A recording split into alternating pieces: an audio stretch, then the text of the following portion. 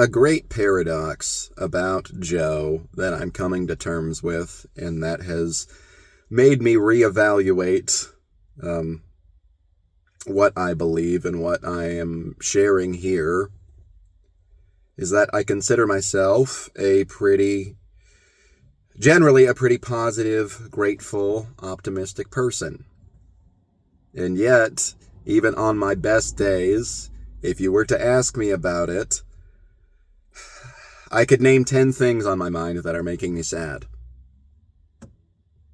I'm a very sad, but positive person. And I am the first to admit that that doesn't make any sense. And there shouldn't be any sort of manifestation of that in the world. And yet, I am a weird living manifestation of that. I am a positive person, and I am also incredibly sad always. To the point where even things that make me happy also make me sad, because I am acutely aware of their impermanence. And so I see something that's making me happy, and I'm like, yeah, but it won't last forever, darn. Even if I can appreciate it right there. I remember as a kid, I would go out and have a fun time with my friends, have some fun experience in the day, and then I would often give myself a period of time to go cry in the bathroom over the fact that I will never have that positive experience in exactly the way that I just had it, ever again. It sounds kind of crazy, and in some ways it is, but the awareness of it has just helped me understand myself a lot better. Because even with that sad response to almost everything, I also have an automatic mechanism that goes on in my brain whenever anything trying happens to me that says, how can this actually be a positive thing? How can this actually end up working out in my favor? And it's not something I apply a lot of conscious effort to. Maybe it was at a time, and maybe it's only become second nature from a history of having to exert conscious effort to be positive. But like if I got fired from my job tomorrow, there would be an automatic voice coming in saying, well, maybe it's a good thing that now, at least for a period of time, you're going to have more time freed up for your personal projects. Maybe this hard experience, whatever it is that's happening to you, is going to help develop you more. I have that automatic mechanism in a way that I don't know that every single person has. Even though I am so sad. Also, when I vent about what's making me sad to somebody, which I have toward my friends a lot, I've been very grateful for a lot of listening ears these days, I will pretty much always end with, but it's all good. It's almost a catchphrase of mine. It's a staple on almost every single life update that I give people, but it's all good. I will get through it. And that's not something that I'm just telling myself as a pep talk.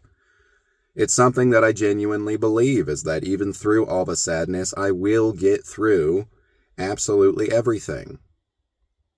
And again, it's not about comparing myself to anybody else, but I don't know that everybody has that natural assuredness that everything is going to be okay, no matter what they go through. So I'm still, in that way, a beacon of positivity, even when I am a beacon of sadness. I also tend to be a natural peacekeeper in groups, where when there's a lot of conflict between people and a lot of emotional turmoil, I'm feeling the weight of the emotional turmoil incredibly inside, and I still try to be a source of positive energy where I can be. And I still try to talk to people, even people who are in conflict with each other. I try to talk to each of them in a positive way, which can be very, very hard on me and can weigh me down. And I'm still happy to be the continuous just bringer of some kind of positive energy. And sometimes I wonder in those situations, man, why can't everyone just try to be positive about this? And this is where it can start to be maybe a little bit hypocritical on my part, because am I really coming down on everybody else for not being positive about this when I'm feeling so much emotional turmoil myself? And perhaps it is hypocritical only when I'm getting to a point of like judging people for it. Judging people for their natural emotional responses to things. It's like I don't feel that it's fair if somebody judges me for my natural emotional responses to things. So that's maybe a place where hypocrisy could be the case. But I just sort of refuse to be resigned to my sadness. That's the place that I've gotten to now. I have days where I'm a little bit more victim-minded than others, but I still refuse on those victim-y days to just wallow in it completely and not to do at least something that's going to make me feel good about myself at the end of the day and more optimistic toward the world.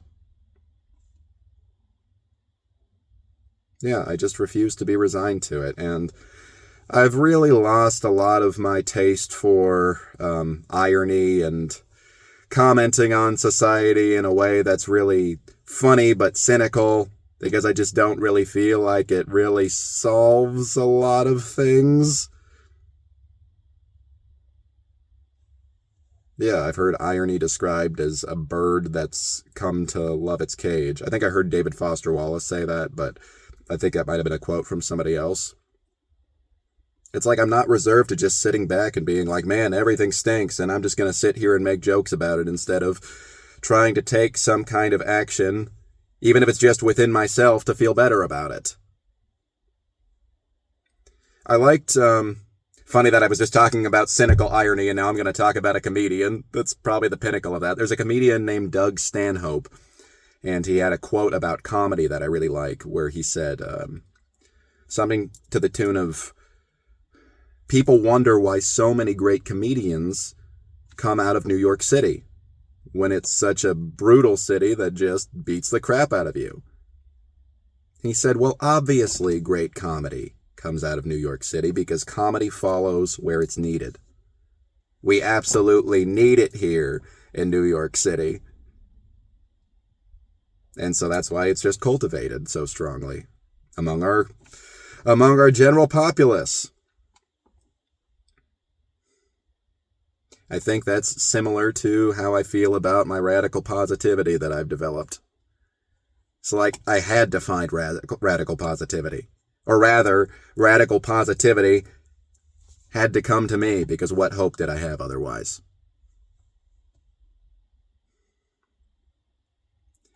Two things have made my sad disposition much more livable, though, in the past few years.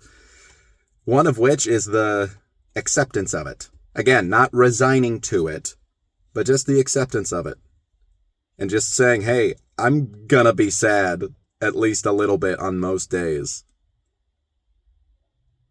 And if I get frustrated with myself and say, hey, you should stop being sad, that's just gonna make me more sad that I'm still sad, you know? I ironically feel more positive about my sadness by just saying, however I'm feeling is exactly how I'm supposed to be feeling. And realizing the way that sadness has served some of the kindness that I treat people with, and served some of my art. You know, I published a book last year that I'm very proud of that had heavy, sad themes in it, but also a lot of radical optimism and positivity by the end of it, too. And the second thing is wisdom. I think one of the best ways to help your sadness is not counteractive positivity, it's just wisdom. I believe wisdom is a package deal with joy in the long run, because wisdom puts sadness into a higher context.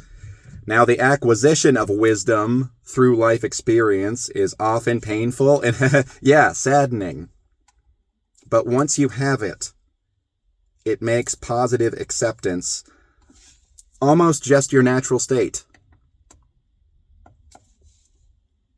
the accumulation of wisdom is such an investment in long-term well-being. And my biggest optimism is that I'm very, very confident. No matter how turbulent my emotions are from one day to the next, I'm very, very confident in my long-term well-being. And I'll be crying, but with a little internal smile. No matter how hard anything is.